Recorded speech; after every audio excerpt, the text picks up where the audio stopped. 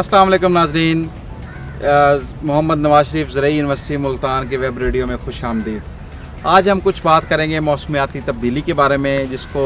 उर्फ़ आम में climate change या माहौलियाती तब्दीली भी कहते हैं।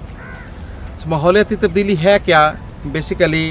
फॉसिल फ्यूल की ज़्यादा बर्निंग और इंसानों की कई ऐसी मैनेजमेंट प्रैक्टिसेस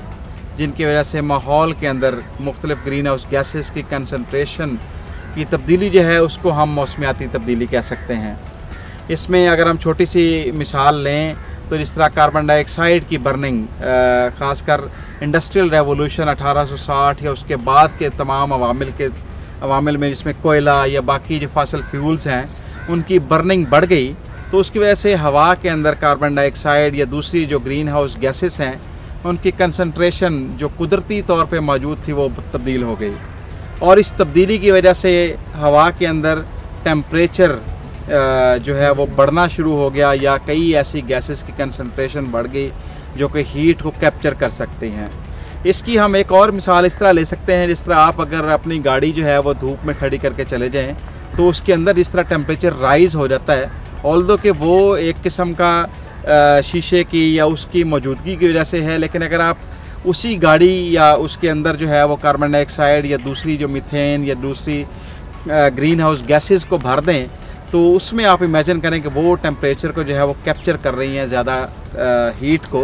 तो इस तरह की कंडीशन को हम ग्रीन हाउस इफ़ेक्ट भी कहते हैं, और इसी तरीके से हम माहौलियाती तब्दीली को जो है वो वाज़ेह होता हुआ देख रहे हैं। दुनिया भर में इस वक्त मौसमियाती तब्दीली एक बहुत बड़ा मसला बन चुका है। अभी पिछले दिनों लीबिया में सैलाब हमने देखा, उससे पहले हवाई में वाइल्ड फायर्स, स्पेन के अंदर, ग्रीस के अंदर, पाकिस्तान में फ्लड्स, पहले 10 साल 5 साल और अब हर साल दूसरे साल में जो है हम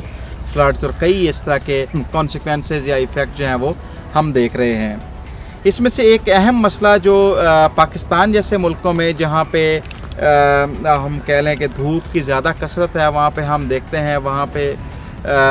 समर जो हमारा मौसम गर्मा है वो ज़्यादा से ज़्यादा बढ़ता जा रहा है और मौसम सरमा जो है वो कम से कम होता जा रहा है। इस बार खुशकिस्मती से हमें मौसम गर्मा हमारा थोड़ा सा लेट शुरू हुआ, लेकिन फिर भी उसके अंदर हमने 2 हीट वेव्स इस टाइम तक हम देख चुके हैं।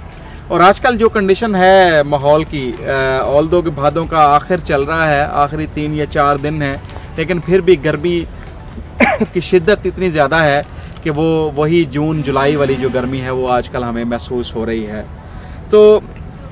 ये जो हीट वेव है या और कई असरात पाकिस्तान के अगर ऊपर हम बात करें,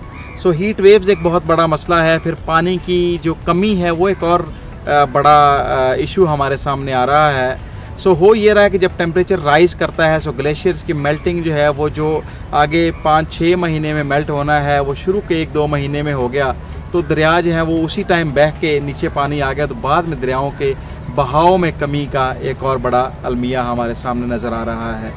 फिर ये मसाइल जो हैं अब एक बाउंड्री के अंदर नहीं रहे। जिस तरह अभी इंडिया के अंदर हिमाचल प्रदेश में बारिशें ज़्यादा हुई और सैलाब जो है हमारा बुरेवाला, बहावल नगर, मिंशनाबाद उन एरियाज़ में सतलुज में आ गया है, जो हमेशा से बल्कि 1960 के बाद से जो है एक खामोश दरिया के तौर पे रहा है। तो ये सारे जो असरात हैं ये हम सब के लिए सोचने का वक्त है और अमल करने का वक्त है कि हम किस तरह इस माहौलियाती या मौसमियाती तब्दीली को काउंटर कर सकते हैं। उसमें दुनिया जो है वो कई तरीके से फॉसिल फ्यूल की बर्निंग को रोकने की या उसके जलाओ को रोकने की कोशिश कर रही है। इसके अलावा और बड़े तरीके हैं जिनके ज़रिए हम इनफरादी तौर पे या इज्तमाई तौर पे हम माहौलियाती तब्दीली से लड़ाई कर सकते हैं या उसको ख़त्म कर सकते हैं। पाकिस्तान जैसे मुल्कों में जहाँ पे हमारी जो ग्रीन हाउस गैस एमिशंस हैं वो इतनी ज़्यादा नहीं है, 0.91% हैं, वहाँ पे हम जहाँ पे हम पे इफ़ेक्ट ज़्यादा आ रहा है, तो हमें चाहिए कि हम अपने हिस्से की कोशिश पूरी करते रहें ताकि फिर हम बड़ी इकोनॉमीज़ को भी डायरेक्टली ये कह सकें जनाब कि हमारी एमिशंस जो हैं वो कमी की तरफ जा रही हैं, तो आपकी एमिशंस भी अगर कम होंगी तो फिर ही ये दुनिया जो है या ये ट्रांस बाउंड्री इश्यूज़ जो हैं ये बेहतरी की तरफ जा सकते हैं। अगर हम इनफरादी तौर पे बात करें तो हम क्या कर सकते हैं?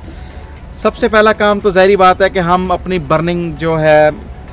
जिस तरह कूड़ा करकट की बर्निंग है या और जो लकड़ियाँ जलाने वाला प्रोसेस है या कोयला जलाने का प्रोसेस है उसको कम से कम करें या एफिशिएंट टेक्नोलॉजी इस्तेमाल करें। हमारे इंडस्ट्रीज़ जो हैं वो अभी तक पुरानी टेक्नोलॉजीज़ को इस्तेमाल करते हुए ईंधन के तौर पे ऑर्गेनिक मैटर को, बायोमास को इस्तेमाल कर रही हैं, जो एक बहुत बड़ा अलमिया है।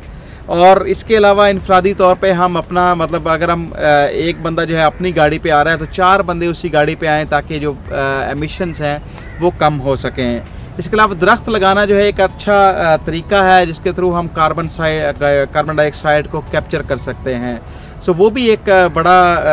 अच्छी अप्रोच के तौर पे बिलियन ट्री सुनामी या 10 बिलियन ट्री सुनामी की तारीफ़ें जिस तरह वर्ल्ड इकनॉमिक फोरम ने की हैं, तो इसी तरह ये एक और अच्छा तरीका हो सकता है जिसके थ्रू हम इनफरादी तौर पे मौसमियाती तब्दीली को कम करने के लिए काविशें कर सकते हैं।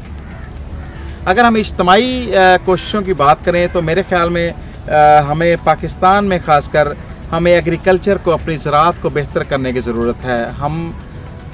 हमारे बड़े जो थे वो असल में कंजर्वेशन एग्रीकल्चर, रीजनरेटिव एग्रीकल्चर कर रहे थे, ऑल्दो कि उसमें हमारी जो यील्ड थी वो कम थी, लेकिन फिर भी हम वही तरीके अपना के आज बेहतर यील्ड भी ले सकते हैं, जिसमें ज़रई यूनिवर्सिटी मुल्तान जिस तरह अभी रीजनरेटिव एग्रीकल्चर पे काम कर रही है, सस्टेनेबल एग्रीकल्चर पे काम कर रही है। इसके अलावा जो क्रॉप रेजिड्यूज़ हैं उनकी बर्निंग को, जिस तरह स्मोक का मसला भी सर्दियों में हम दोबारा उस पर बात करेंगे जब, तो उस को कम करने के लिए उसकी कंपोस्टिंग है, उसको दोबारा ज़मीन के अंदर मिक्स करना हैप्पी सीडर ड्रिल्स के थ्रू है। तो इस तरह के काम जो है वो किए जा सकते हैं। इसके अलावा इज्तमाही तौर पे हमें चाहिए कि हम अपनी टेक्नोलॉजी को बेहतर करें, जिस तरह मैंने पहले ज़िक्र किया कि इनफरादी तौर पे भी, इसी तरह इज्तमाही तौर पे भी हमें चाहिए कि हम अपनी टेक्नोलॉजीज़ को ज़्यादा एफिशिएंट करें। भट्टे जो हैं उनके अंदर वो जो कोयला ज़्यादा बर्न हो रहा है उसमें सिंपल के बजाय ज़िगज़ैग टेक्नोलॉजी का इस्तेमाल करें जिसमें एनर्जी भी बचे और उसके अलावा एमिशंस जो हैं वो कम से कम हों। इसके अलावा एक और जो बड़ी ज़रूरत है इस टाइम हमारी, उसको हम कहते हैं शहरी साइंस, सिटीज़न साइंस। सो सिटीज़न साइंस जो है वो दुनिया में इस टाइम बड़े लेवल पे हो रही है, जिसमें लोग मिल के साइंसदानों के साथ वो अपनी कोशिश करते हैं, चीज़ों को समझते हैं, उसके लिए लॉबिंग करते हैं और उसके लिए एडवोकेसी करते हैं, क्लाइमेट एडवोकेसी, क्लाइमेट जर्नलिज़म। सो इस तरह के काम हमारी सोसाइटी के अंदर इतने ज़्यादा जो है वो कारामद या इतने ज़्यादा इस्तेमाल नहीं हो रहे। लेकिन ज़रई यूनिवर्सिटी मुल्तान की अगर हम बात करें तो यहाँ पे जितने भी स्टूडेंट्स हैं हम कोशिश करते हैं कि तमाम के तमाम मेजर्स में हम क्लाइमेट चेंज, इसके अलावा हमने MSc क्लाइमेट चेंज एक प्रोग्राम शुरू किया जो पिछले 3-4 साल से बड़ी कामयाबी से हम चला रहे हैं, जिसमें हम स्टूडेंट्स तमाम मकतब फ़िक्र के तमाम सब्जेक्ट के स्टूडेंट को हम इन्वाइट करते हैं कि वो आएँ और अपने एरिया का, अपने सब्जेक्ट का मसला लेके आएँ और उसके हल के लिए हम कोशिशें करें। सो इसके अलावा जिस तरह ज़रई यूनिवर्सिटी मुल्तान इस टाइम सोलर एनर्जी पे काम कर रही है, इस टाइम हमारे एक बिल्डिंग जो है वो ऑलरेडी सोलर एनर्जी पे चली गई है, जिसकी वजह से हम खातिर ख़्वाह बिजली की जो है बचत कर रहे हैं। इसके अलावा हज़ारों ऐसे प्रोजेक्ट और इनिशिएटिव्स जो हैं वो इस टाइम हम ज़रई यूनिवर्सिटी मुल्तान में ले रहे हैं और हम आप सबको दावत देते हैं, हाँ